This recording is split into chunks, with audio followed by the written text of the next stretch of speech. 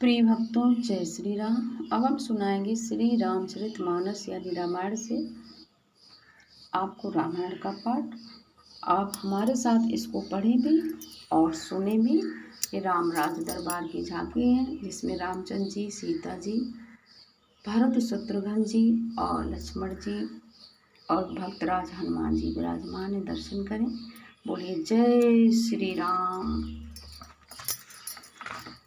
अब हम आपको 127 2 से आगे की रामायण सुनाएंगे। समुदीन उपदेश हित नहीं नारदई सुहान, भरद्वाज कौतुक सुनो हरि इच्छा बलवान। यद्यपि शिव जी ने यह हित की शिक्षा दी पर नारद जी को अच्छी ना लगी। हे भरद्वाज, अब कौतुक तमाशा सुनो, क्योंकि हरि की इच्छा बड़ी बलवान है।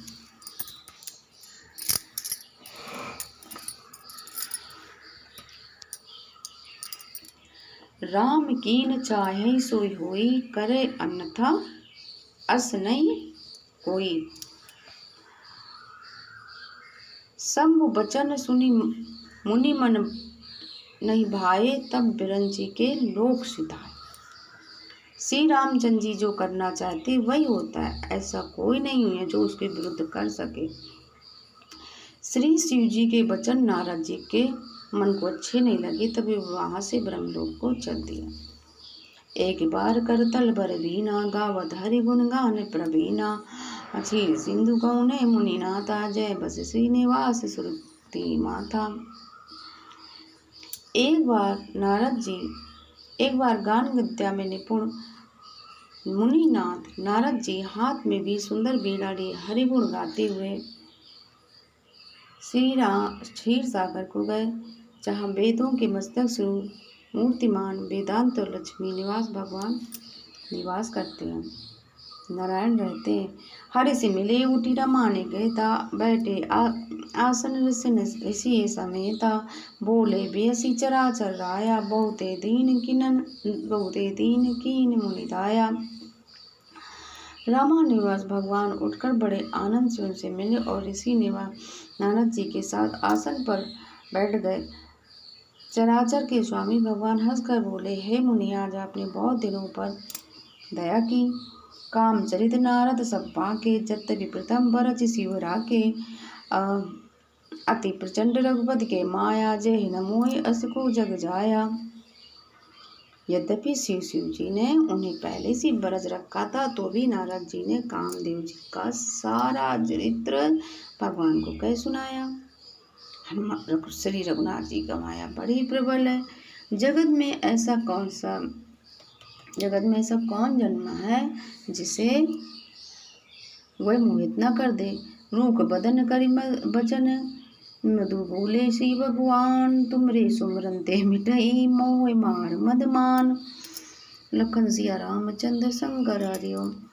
अब भगवान रूखा मुंह करके कोमल वचन बोले, हे मुनिराज, आपका स्मरण करने से तो दूसरों के मोह, काम को मद और अभिमान मिट जाते हैं, फिर आपके लिए तो कहना ही क्या है। सुन मुनि मोह होई मन ताके, ज्ञान विराग हृदय नहीं जाके। ब्रह्मचर्य व्रत रत मत धीरा, तुम्हें की करई मनोभाव पीरा।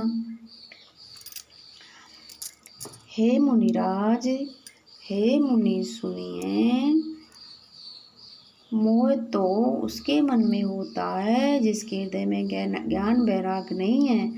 आप तो ब्रह्मचर्य व्रत में तत्पर और बड़े धीर बुद्धि, भला कहीं आपको भी कामदेव सता सकता है।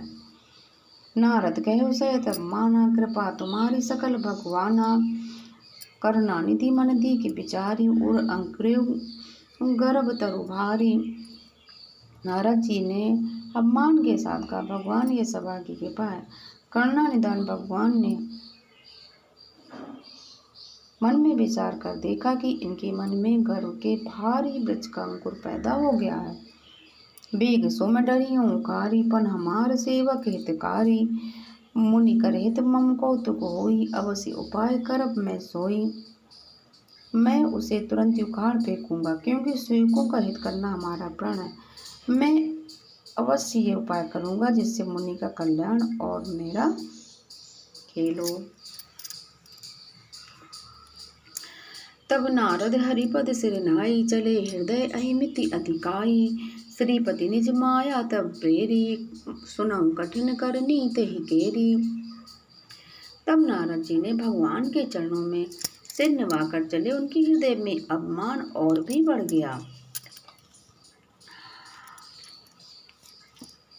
तब लक्ष्मीपति भगवान ने अपनी माया को प्रेरित किया। अब उसकी कठिन करनी सुनो।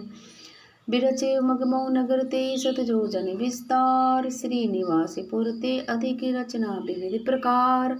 लखन सिया रामचंद्र शंकर हरिओम। उस हरि माया ने रास्ते में 100 योजन 400 कोस का एक नगर रचा। उस नगर की भांति की रचनाएं श्री लक्ष्मी निवास भगवान विष्णु के नगर बैकुंठ से भी अधिक सुंदर थी। बसई नगर सुंदर नर नारी, जन बहु मन से रति तनुधारी। तेपुर बसई सील निधि राजा, अग्नित है गए सेन समाजा।